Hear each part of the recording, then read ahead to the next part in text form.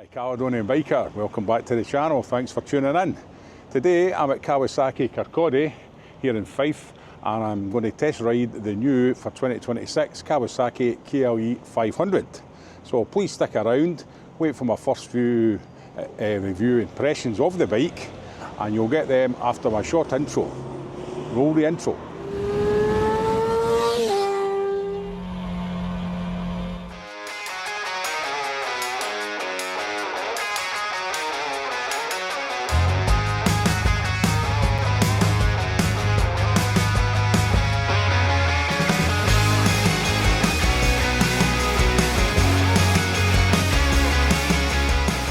So thanks for sticking around.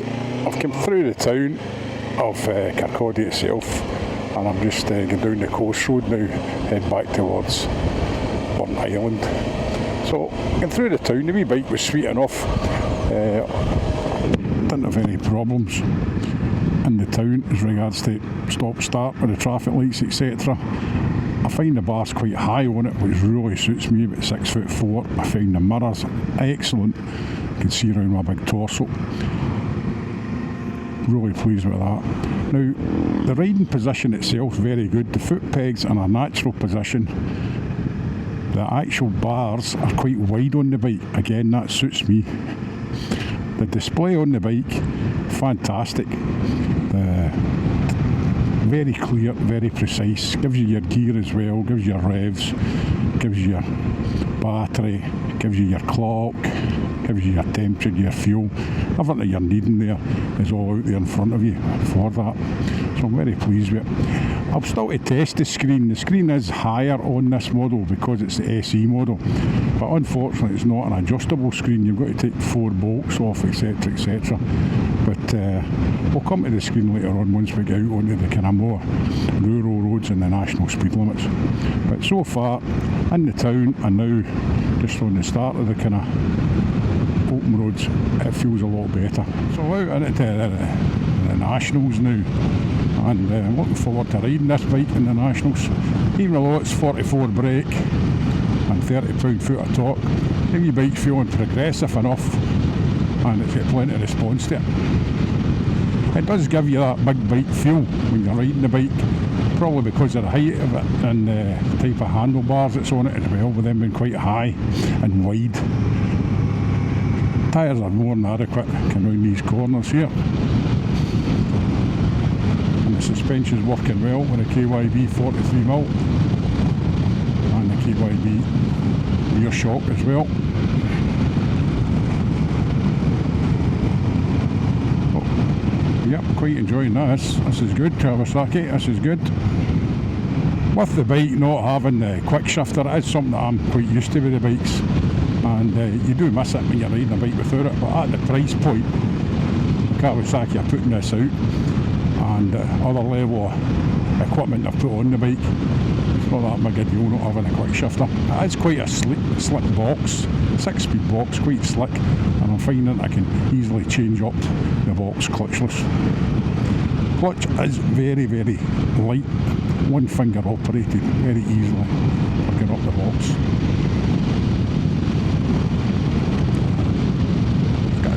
Gives you a good feeling on the road. The bike certainly got its presence on the road and it's giving you plenty of feedback from the tyres and the chassis.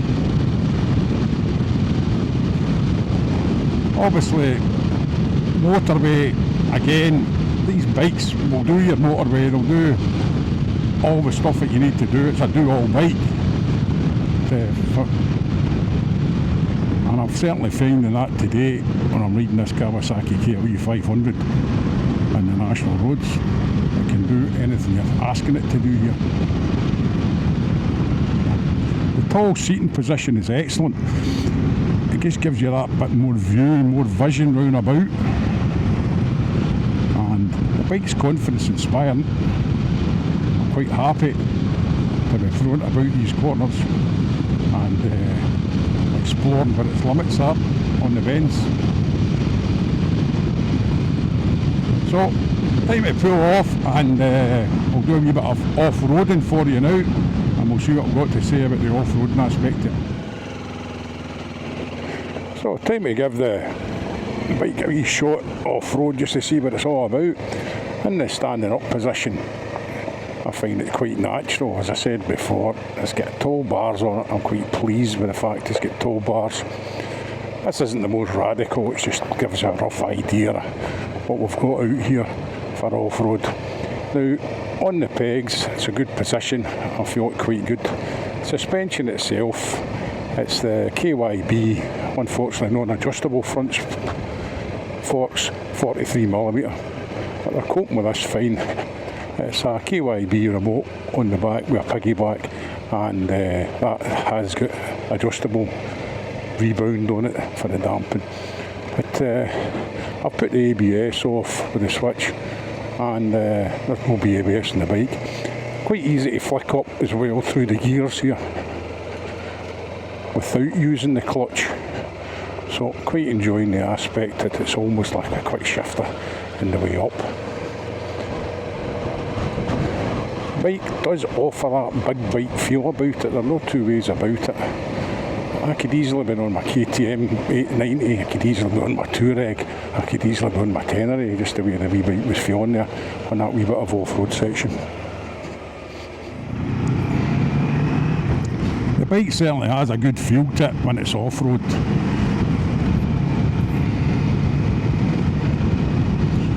And also when it's on-road. Quite enjoying riding this bike and the Nationals. It's easy bike with how light it is at 197 to just set up in the corners, and it's very flickable.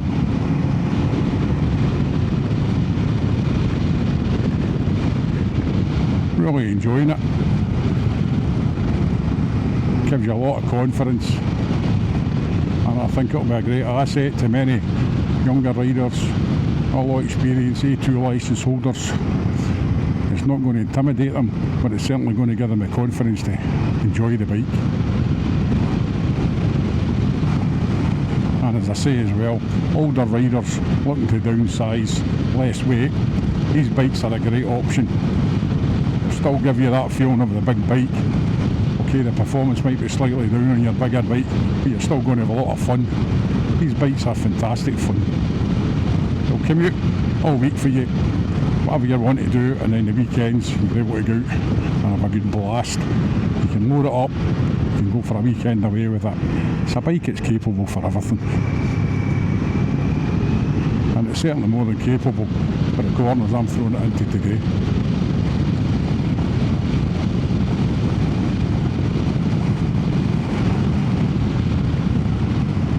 Certainly bringing a smile to my face. Aye, thanks for sticking around. Now we'll get down to the specifications and a wee kind of talk round the bike. So this is Kawasaki's first go at an adventure bike, believe it or not. They're probably one of the last to the party. And they've come in at the lightweight class. Now this comes in under 200 kilograms, 196 kilograms. But it's quite a vicious market to come into because there's a lot of competition out there. I'll get into the competition later on. I want to focus on this bike first and foremost. What I like about the bike is it gives you a big bike impression on the road. The handlebars are really high. I normally put bar risers on the handlebars. I won't need to in this instance. And the actual seat, believe it or not, is way up into the 875s. It's a tall seat, but people mid 5 foots can easily get on and off the bike and be comfortable with the bike because the seat is that narrow here. So you've got the high wide bars, which are nice, and you've got the nice narrow seat. So that makes up for it to get you on the bike first and foremost. Now, if we're looking at the bike, we'll talk about engine first. The engine's got 44 brake horsepower and it's got 30 pounds of torque. This engine comes from the Ninja 500. It's an engine that's been around forever in its day. So it's a well-proven engine. This engine's different. It's a 180 crank in comparison to the most of the other parallel twins that are doing 270 cranks to give it the feel as if it's a kind of V-twin and more kind of torque below. So this bike, when you ride it, doesn't really have that low-down torque as I've seen myself. It's more progressive as you move up towards the rev range, up to about 6,000 revs. but it's still easy enough to get on with the job, and it'll do the job for most people. Consider most people who are going to be looking at this bike are going to be A2 licence holders where it's aimed at, and it doesn't require any adjustments for an A2 licence with a 44 brake. Also, because of the weight of it, people coming downsized from bikes, getting older, they like the idea of having a bike that's going to be easier moved about. This is where this bike's aimed at. It's also not aimed really for the off-road focus either, because it's not got a lot of extras for off-road. It certainly has one of the main things for off-road, and that's the 21-inch front wheel. It's only this bike and the CF Moto 450 MT that's got the 21-inch front wheel, and most people who do go off-road, that is the preferred option, is the 21-inch front wheel. So this bike really for someone who wants to commute during the week, I would say, and someone who's wanting to get out there and enjoy themselves at the weekend. And if they want to do a wee green lane, they can do a green lane. They want to go and do a wee forest trail, do a forest trail. And that's really what this bike's designed for. It kind of wants to fit everybody's needs, because even though this is the SE model, you get the Billy Basic model, which comes in 600 cheaper. So it's 6k, whereas this one's 6.6k plus on the road. You do get other variants, I'll talk about them later on, the rally, the adventure, the urban. But going back to the basics of this bike, with the engine, with the suspension, with the frame. Now the frame itself, I really like. It's the trellis frame. It's done in this beautiful green. The bike itself's in a lovely pearl grey. You also get a pearl white, and you get a bluish green as well. All nice colours in the SE models with the decals. With this bike itself, with the trellis frame and the way it's set up with the brakes, we've got the Nissan brakes at the front. It's a single disc. It's on the front with a 2-pot caliper. It's a 300mm disc. On the back, we've got a single pot 2-pot caliper again. And the brakes are more than adequate for what you're needing for this bike. Now, both the clutch lever and the brake lever aren't adjustable, but the span on them has been fine for me. Going on to the clutch lever itself, the clutch is really nice. It's a very one-fingerish clutch. Going on to the throttle of the bike, there's no ride-by-wire on this bike. What you've got is just a traditional back to the basics with a cable. But it's progressive enough, I didn't find it intrusive in any way, and it performed adequately for what I'm expecting for this type of lightweight adventure bike. What other things that's going on for it as well is the wheels. We're here with the spoke wheels on this, ideal for the adventure look, also if you want to do off-road. Unfortunately, they're not tubeless tyres with these wheels. You've got to have them tubed. I like to repair my punctures on the go. It's a lot of work doing it when you've got a tube. So that lets it down for me a wee bit, is having the tube tyres on it. Moving on to the screen in the bike, the TFT is a nice screen that's on it. You only get this TFT version on the SE model for the extra 600. And that gives you quite a lot of information on it. And you can also do a connectivity with it with the Kawasaki app. All it's actually giving you with this is it's giving you more information on the bike. It's not going to connect like a CarPlay onto your smartphone and you're going to get your Google Maps or you're going to get your sounds. That's not what it's set up for. It's set up for basically the basic thing, and that is just to give you more information on the bike itself. The mirrors on the bike I quite like as well, quite funky in their design, and they see around my torso quite well. They also give us a toolkit. Okay, it's basic, but it's still a toolkit under the seat, but there's not much else room under the seat, just a few wee kind of bits and bobs you'd probably get in there. The other thing is there's no grab rails on this bike. There's no back rack or anything like that. So you're moving it about by the pillion hold-on strap here at the back. There's nothing else that you can actually move it about with. Going back onto the foot pegs in the bike, the foot pegs quite good. I quite like the foot pegs that's on it. The position of the foot pegs as well, I liked when I was riding it, as I commented on. And the foot pegs have got large rubbers on them, and you can take them off and get back down to the aluminium foot peg, which is grilled, so you get a better grip, especially if you're wearing off-road boots and you want to do a bit of off-roading. The lights on the bike are good as well. You've got LED lights front and back. With the SE model, they're giving LED lights and LED indicators. Very nice, very substantial. On the subject of substantial, on the SE model, we're getting the Barkbuster style hard alloy protectors round about the handguards.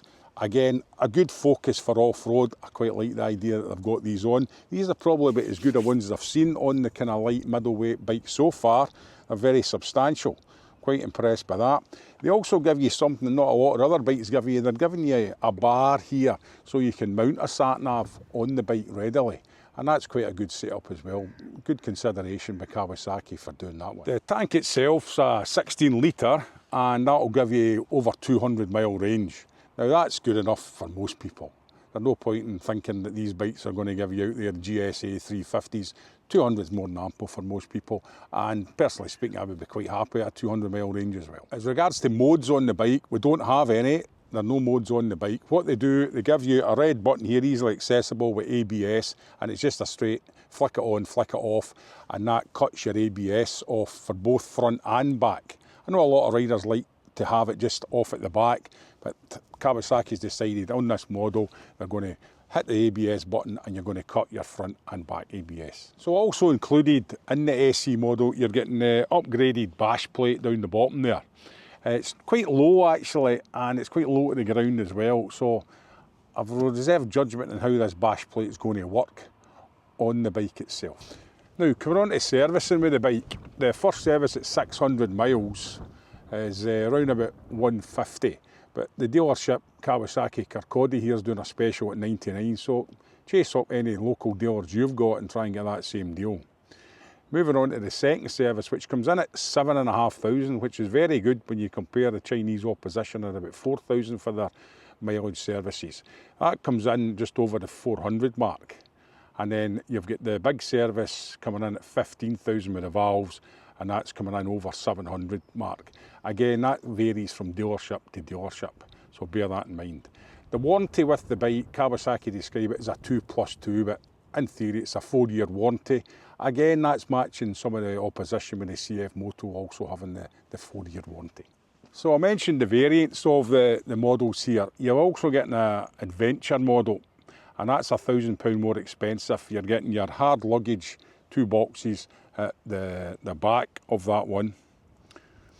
You're also getting the USB-C charging point with that as well, and you're also getting crash bars with that. So that's your adventure package. Moving on to your rally package, they do a lovely upswept Akrapovic exhaust that you get on that. You're getting a rad guard, and again you're getting the USB charging point on that, and that's also £1,000. For not wanting to spend as much, you go for the Urban Pack, and that's £800, and that's giving you the rack that is missing, and then it's also giving you a top box. So that's the 3 alternatives that you've got with that. You can also use the Billy Basic bike and build your package up. You just have a look at the Kawasaki website, have a float through it, and see what's going to meet your needs and accessorise the bike to what you need. Get back to the Kawasaki KLE500. What is its good points? Good points in my opinion is it's Japanese. It's a tried and tested brand. It's been around for a long time, same as the engine's been along for a long time. You've got an expansive dealership throughout the UK. So you don't need to worry about having a Kawasaki dealership the way you would have to perhaps with the Chinese, because the Chinese are just starting to come into the UK with their motorcycles. You've also got a great backup system for parts between Kawasaki UK and Kawasaki Europe. So it takes that kind of doubt away if you need to get a spare part for the bike, and Kawasaki's already got it on the shelf for you.